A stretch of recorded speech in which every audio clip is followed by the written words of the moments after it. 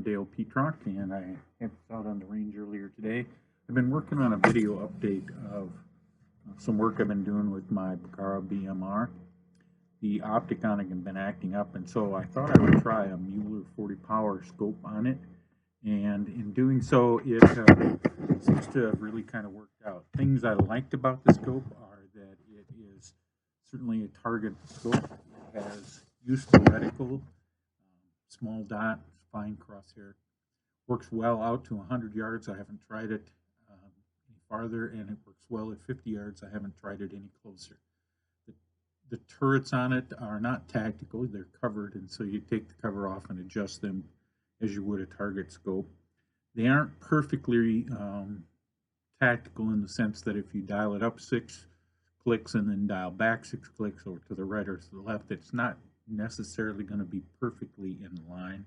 It may be off a click or two at 100 yards. So just be aware that if you're thinking about that scope and planning to use it in a more tactical environment, it probably is something you're going to want to consider. But for target, where you have fixed ranges and you have fixed point of aim, etc., it works really well. When I would dial it in and adjust as the temperature of the barrels changed or the wind changed, etc., it responded well. I didn't notice any gross jumping around in terms of each click appeared to be about equal to any other click. So whatever causes it not to return perfectly to up 6, down 6, etc., I'm not really sure. I took the BMR out and shot 6 different kinds of ammo. I have a video of it with following this particular introduction. I shot the BMR off a Sinclair rest and used a protector number 13 bag on top of a wooden bag riser. The bag riser's new. I built it to work with the Sinclair. It's just a couple of stacked pieces of wood. It didn't fit on the bench, the wooden bench, perfectly, and I didn't discover that for a bit as I was using it. I've made some modifications and tested those out this evening, and they work pretty well. The thing about the BMR off the Sinclair rest is something I've noticed over the last 2 or 3 times out with the Sinclair rest and the BMR. The BMR is a really light rifle. And so the Sinclair rest is a really light rest. And so you may not realize how much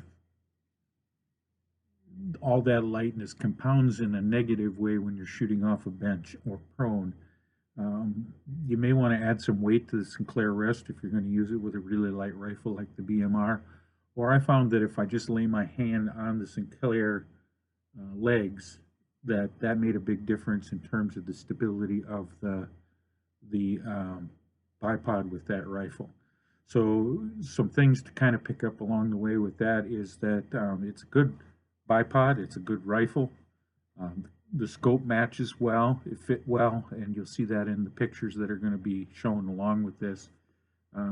Just you may need to think about ways to adapt your style to a light hunting class rifle with a very flexible stock and a very light bipod.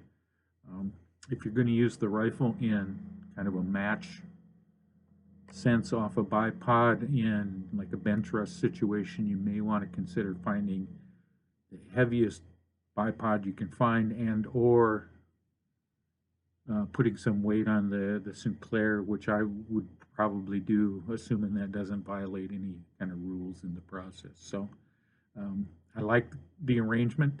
It works well, but it does take some adaptation, and you have to think about it in combination with the very basic elements that you're using in terms of rifle, scope, and bipod. If you really want to watch, I shot several USBR targets using the bipod setup and the scope, and the best target out of the USBR 50 at 50 yards was 211 with the Lapua Center X. It did a really nice job for me. See if I can get this centered a little better so you can actually see it better. There we go. Next came the 10X. My Center X got 211, the 10X got 208 with 2 X's. Lapua got 0 X's. Then Eley Team with 206 and 0 X's.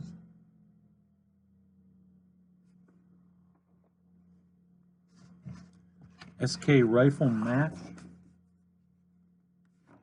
It was at 205 with 1 X.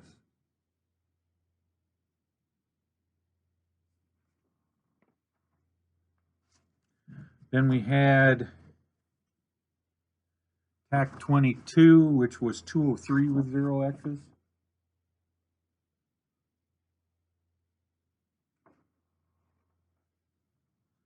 And SK Pistol Match Special, which was 197 with 0 X's.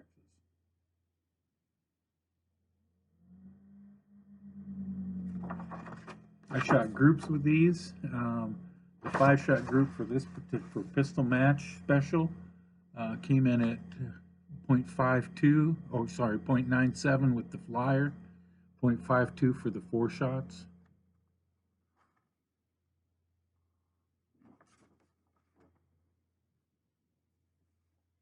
The TAC 22 had 3 groups I shot.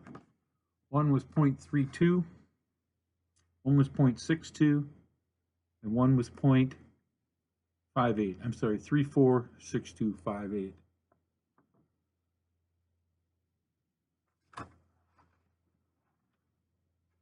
The 3.2, by the way, is up here.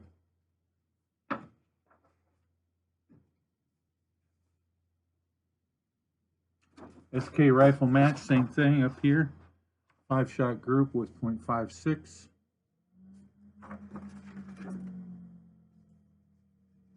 I did a 0.35 with Eley Team up here.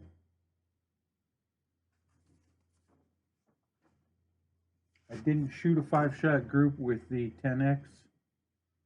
It's essentially the same as Team. And I didn't shoot a 5-shot group with Center X for some reason. I don't remember why. So again, the video follows. If you are interested, take a look. I will have speeded it up to kind of make this get through in a reasonable amount of time.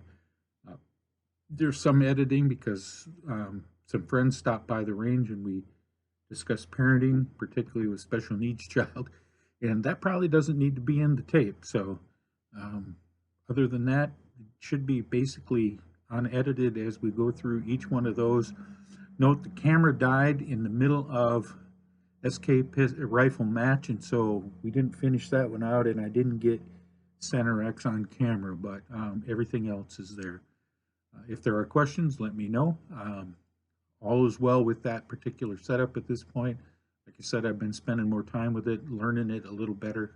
Some things I will change as I use it in the future. Notably weight.